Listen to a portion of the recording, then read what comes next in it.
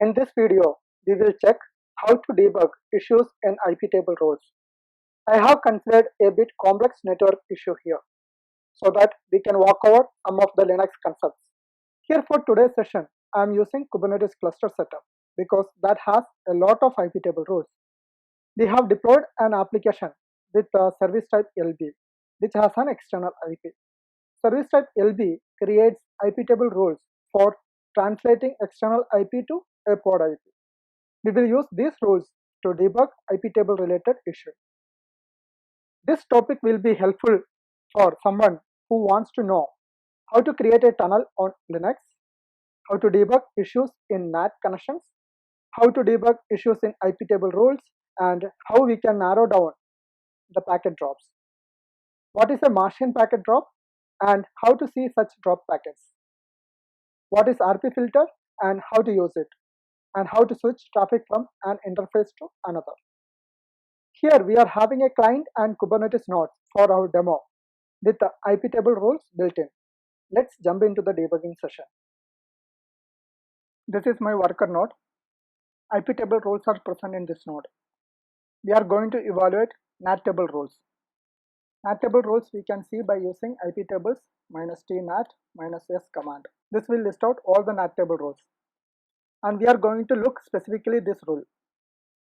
This rule says if the destination IP is 10.102.169.252 protocol TCP and destination port is 8080, then jump to this target.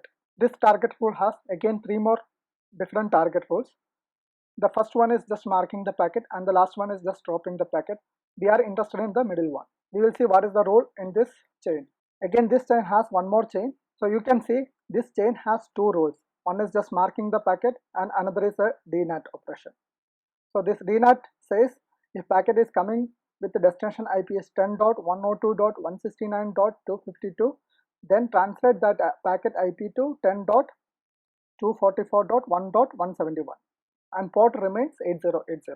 I am using my local MacBook as client, which is having IP from 169 subnet, and my worker node is having IP from 33 subnet, and we are going to analyze the rule with the destination IP 10.102.169.252. So to access this IP from my MacBook client, we need to establish a tunnel from my MacBook client to this host.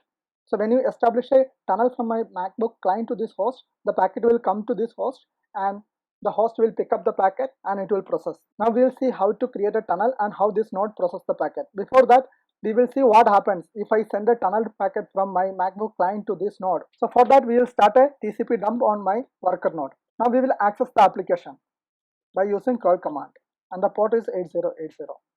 You can see the application is not accessible, but you can see the packet is received on this host. PIP tunnel packet has been received on this host and the host dropped the packet and send an ICMP protocol unreachable error. ICMP protocol and port unreachable error.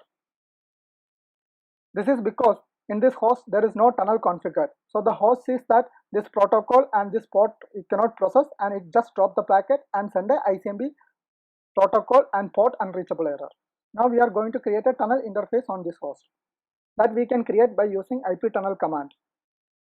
IP tunnel, add the tunnel name and the mode we have to give IP and what is the remote IP. In our case remote IP or my local MacBook client IP is 10.102.169.210 and the local IP of this host. This host local IP is 10.102.33.198.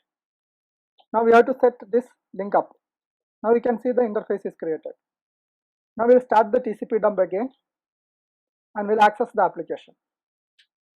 The application is not responding, but you can see the packet has been decapsulated here.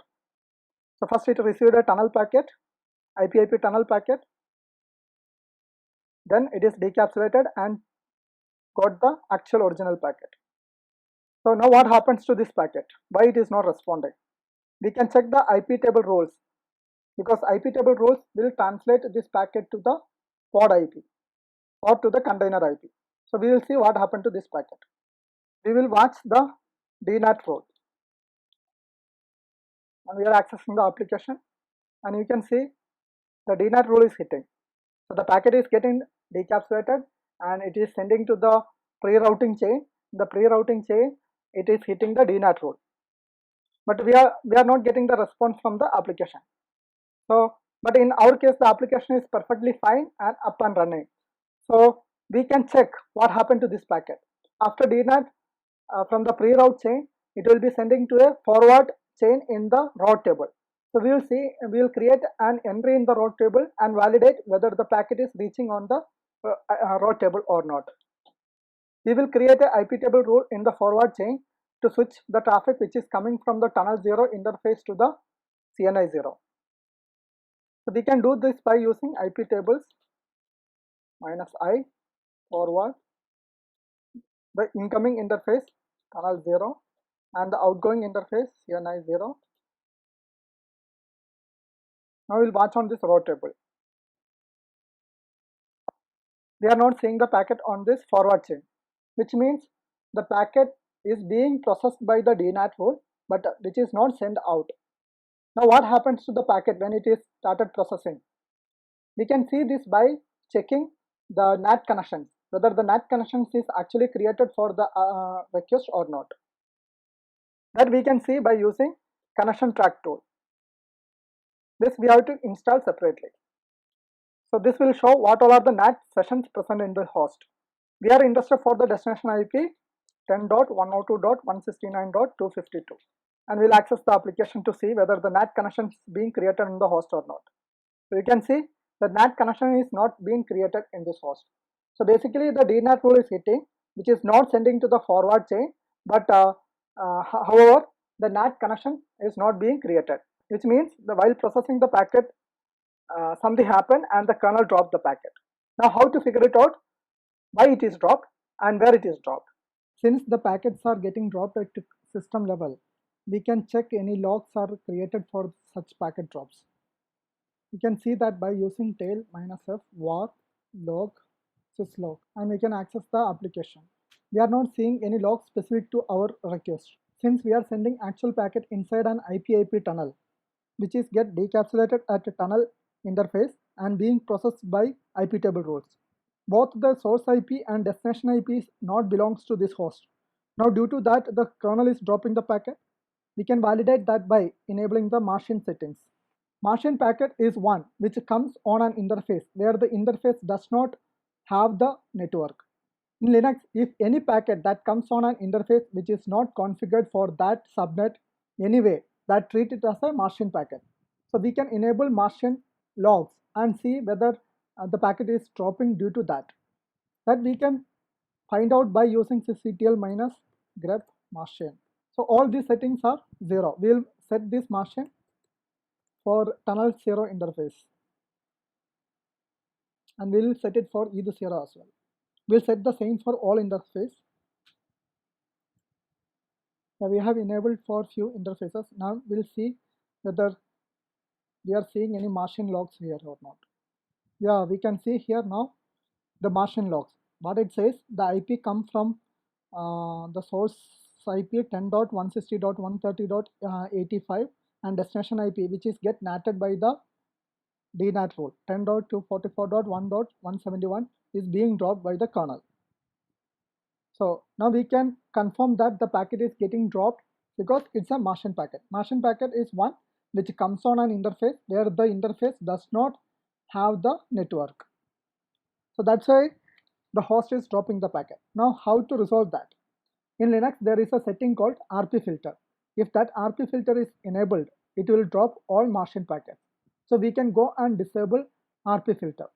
You have to disable RP filter on tunnel interface, ETH 0 interface and all interface. We are disabling RP filter on CNI 0 interface as well. So we can see the application is accessible now. So after enabling RP filter, we can see the application is accessible.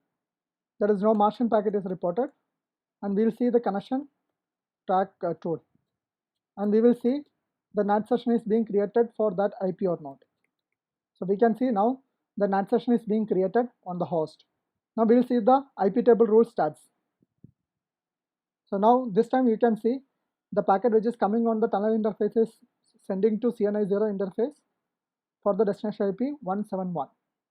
We saw that the packet is dropping because it's a Martian packet, and Martian packet is dropped because of the RP filter is enabled, and which is by default enabled. So we went and disabled the RP filter. Then the packet is being processed and the NAT session is being created, and we got the response. And we saw the hit on the IP table roles. If you have any issues or doubt related to IP table roles, you can post a comment here. I would try to help you out. Thank you for your time.